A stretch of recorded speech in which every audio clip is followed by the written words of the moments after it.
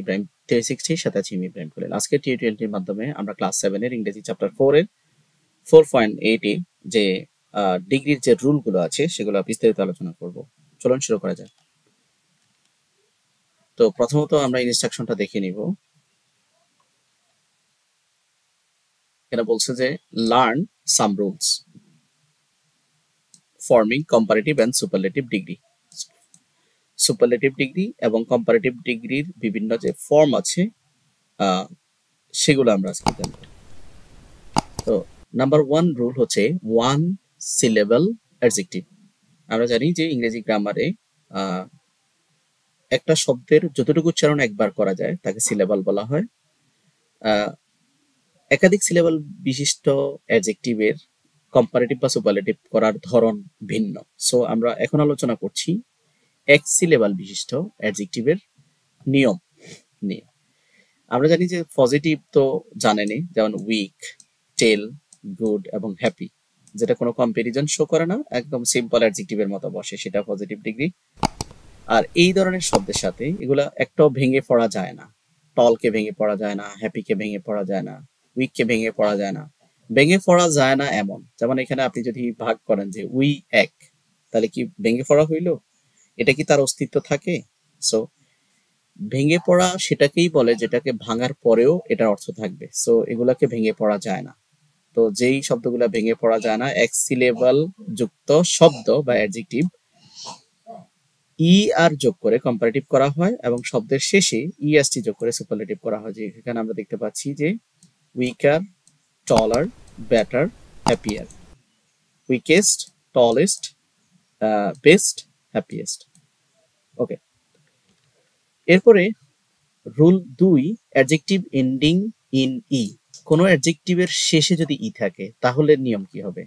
যেমন এখানে লার্জ আছে, শাটল আছে, সেফ আছে, ওয়াইজ আছে।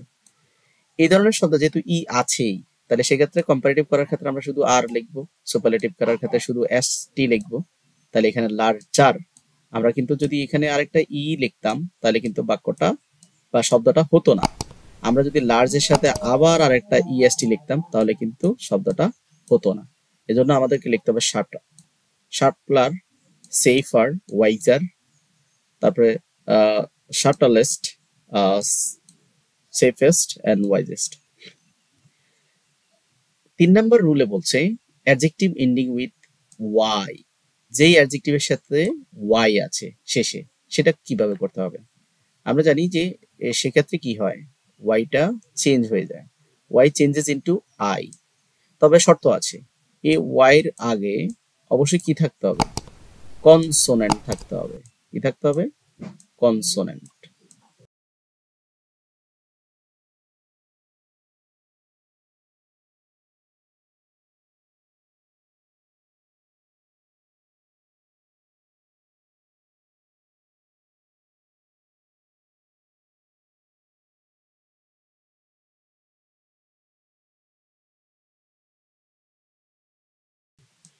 কনসোনেন্ট থাকতে হবে। কনসোনেন্ট থাকলেই এই ওয়াইটা চেঞ্জ হয়ে আই হবে। আদারওয়াইজ ভাওয়েল থাকলে কিন্তু চেঞ্জ হবে না।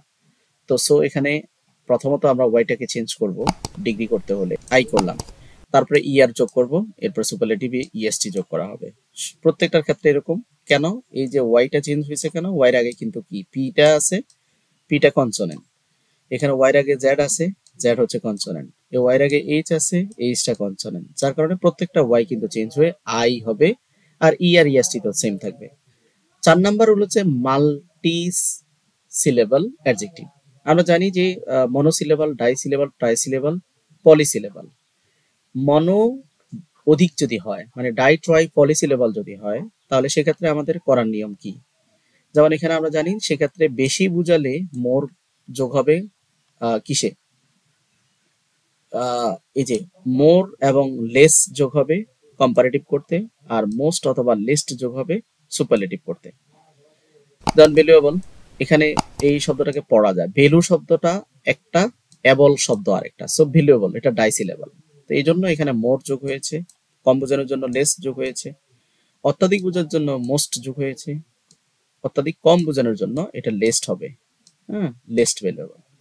এডুকেটিভ, এটা হচ্ছে মোর এডুকেটিভ, এটা হচ্ছে ট্রাইসিলেবল।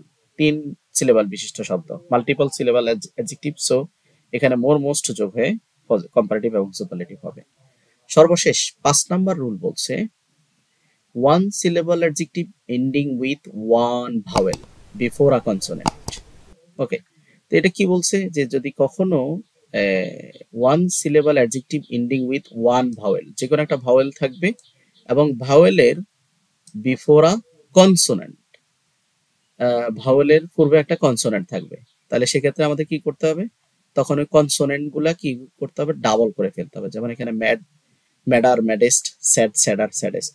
এখানে কিন্তু এই যে আমাদের স্পেলিং এর রুলটা, মানে এই এখানে যে কনসোনেন্টটা আছে, কনসোনেন্টটা কিন্তু ডাবল হয়ে গেল। কেন?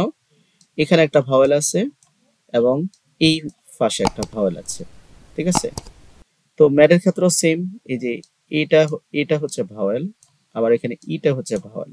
দুটা ভাওয়েলের মধ্যখানে যদি কনসোনেন্ট বসে, সেই কনসোনেন্টটা দুইটা হবে, কনসোনেন্ট ডাবল হবে।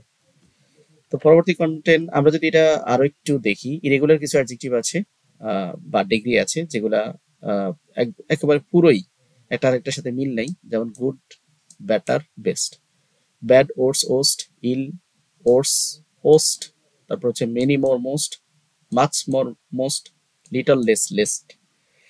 এ হচ্ছে আজকের আয়োজন। পরবর্তী ভিডিও 4.9 দেখার আমন্ত্রণ জানিয়ে আজকের মতো এখানে শেষ করছি। আল্লাহ হাফেজ।